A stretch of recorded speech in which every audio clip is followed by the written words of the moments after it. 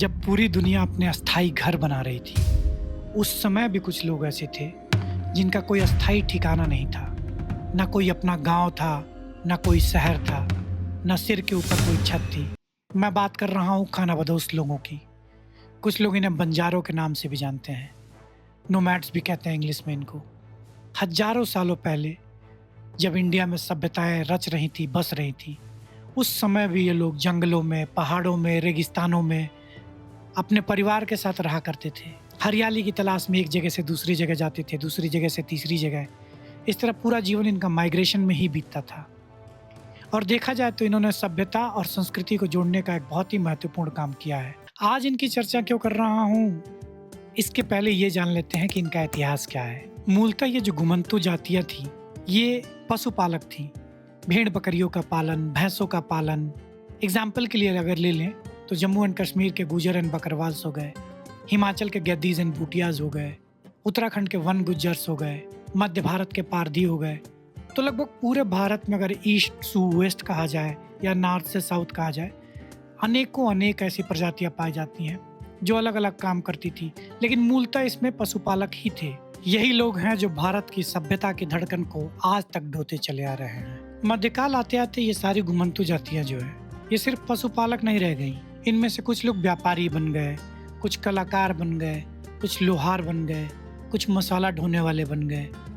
इस तरह से इन्होंने डाइवर्सिफाई कर दिया कहा जाए तो, या मेन स्ट्रीम लोगों में आने के लिए, मेन स्ट्रीम सोसाइटी में आने के लिए इनकी मजबूरी थी।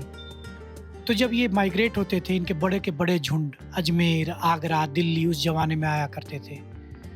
अपने साथ ले आते थे ये मसाले, अपनी कलाकारी, अपने नृत्य, और जिस गांव से ये गुजरते थे, जिस शहर से ये गुजरते थे, उसमें रंग भर देते थे ये लोग। बड़ा खूबसूरत और रंगीन जीवन हुआ करता था इनका। ये घूमते घूमते पूरी दुनिया देखते थे और अपना कौशल भी दिखाते थे। इनकी स्थिति इतनी बुरी नहीं थी मध्यकाल में, मतलब मिडिवल एज में। इनकी ज़्यादातर स्थिति खराब हुई ब्रिटिश एरा में। जब ब्रिटिशर्स आए तो इनके लिए सबसे बड़ी प्रॉब्लम थी रेवेन्यू कलेक्शन, मतलब पैसा पाना, लोगों से कलेक्ट करना। और सबसे बड़े रास्ते के रोड़े थे ये घुमंतू जातियाँ, क्योंकि ये एक जगह तो रहते नहीं थे। तो कोई अस्थाई ठिकाना हो तब तो जाके उनसे टैक्स वसूलें या रेवेन्यू लें। प्रॉब्लम यही थी सबसे बड़ी अंग्रेजों के लिए कि ये लोग हमेशा से प्रकृति के अंदर रहे हैं, तो प्रकृति के रिसोर्सेज को अच्छे से तालमेल बिठा के रहते थे और इस्तेमाल भी करते थे। जो जंगल अंग्रेज कहते थे ये हमारे हैं, उन जंगलों में जाते थे, अपने पशु चराते थे, उसमें से चीजें लेते थे। ये सबसे बड़ी प्रॉब्लम हो गई ब्रिटिशर्स के लिए, क्योंकि उनके हिसाब से उनके रिसोर्सेज के लिए सबसे खतरनाक हैं ये घुमंतू जातियाँ। इस प्रॉब्लम के सोल्यूशन के लिए ब्रिटिशर्स एक कानून लेके आते हैं 1871 में, क्रिमिनल्स ट्राइब्स एक्ट। बड़ा ड्रैकोनियन कानून था। इसने ये घोषित कर दिया कि ये लोग जन्म से ही अपराधी होते हैं, क्रिमिनल बाय बर्थ।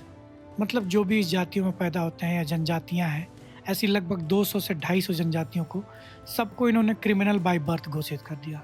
सबके लिए ये मैंडेटरी कर दिया कि थाने में आके हाजिरी लगानी है आपको एवरी डे। तो वो लोग जो बेचारे हमेशा से फ्री हुआ करते थे, एक तरह से वो जेल में हो गए, कैदी बन गए। उनको समझ में ही नहीं आ रहा था कि ऐसा क्यों हो रहा है। अंग्रेजों को रेवेन्यू चाहिए था, उनको रेवेन्यू मिल नहीं रहा था। ऊपर से कम्युनिकेशन का भी इशू था। जब जंगलों में जाते थे तो इनके ऊपर हमला हो जाता था, या फिर ऐसे लोगों से टकराते थे जो इनकी भाषा ठीक से नहीं समझते थे, मैनर्स नहीं समझते थे। डरते नहीं थे क्योंकि प्रकृति के बीच रहते थे। इन्होंने एक से एक थपेड़े देखे थे जीवन के, तो इन्हें किस बात का डर था। जो प्रकृति के बीच में रहता हो उसे क्या डरा सकता है। और इस बात का डर अंग्रेजों को लगता था, क्योंकि ये डरते नहीं हमसे। ये कानून लेके आए, इनको दबाने के लिए अनेकों अनेक प्रयास किए, और इनकी स्थिति बद से बदतर कर दी ब्रिटिशर्स ने। हजारों लोग अपना काम छोड़ के शहरों की तरफ आ गए। ज़्यादा स्किल्ड तो थे नहीं, तो लेबर बन गए। लेबर कैटेगरी में, लेबर क्लास में अपना जीवन बिताने लगे।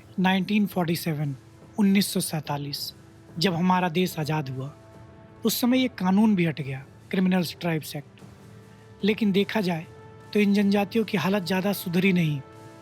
आज भी ये जनजातियाँ पहचान की, शिक्षा की, स्वास्थ्य की सुविधाओं से वंचित हैं। इनके बच्चों को स्कूल नहीं मिलता क्योंकि ये माइग्रेट होते रहते हैं, कोई अस्थायी ठिकाना नहीं है।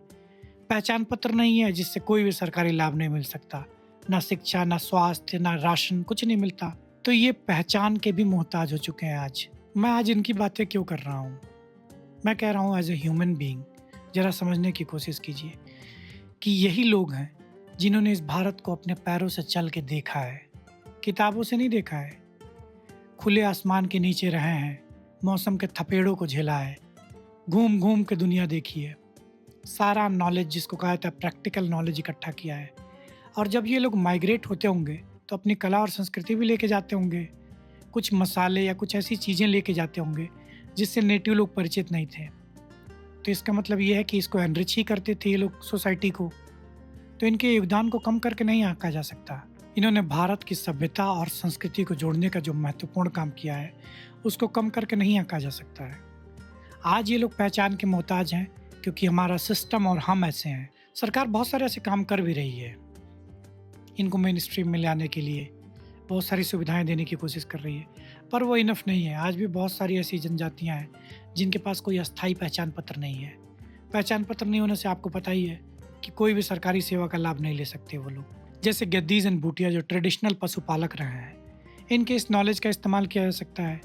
बंजारे जो स्किल्ड लोग थे, अपने हाथों से बहुत सारी चीज़ें बनाते थे, इनके स्किल का इस्तेमाल किया जा सकता है। अगर इनको एक बाजार मिल जाए, इनके बच्चों के लिए स्कूल मिल जाए, इनको एक अस्थायी पहचान पत्र मिल जाए, तो ये लोग क्या नहीं कर सकते। अपनी आजीविका चला सकते हैं, अपने बच्चों की पढ़ाई करवा सकते हैं, और सबसे बड़ी बात भारत की उस सांस्कृतिक धरोहर को बचाए रख सकते हैं जिसको हम खोते चले जा रहे हैं। होप आपको ये वीडियो अच्छी लगी होगी। अगर आपको अच्छी लगी है तो प्लीज़ मेरे चैनल को लाइक करें, शेयर करें और सब्सक्राइब करें। मिलते हैं आपसे अगली वीडियो में। जय हिंद।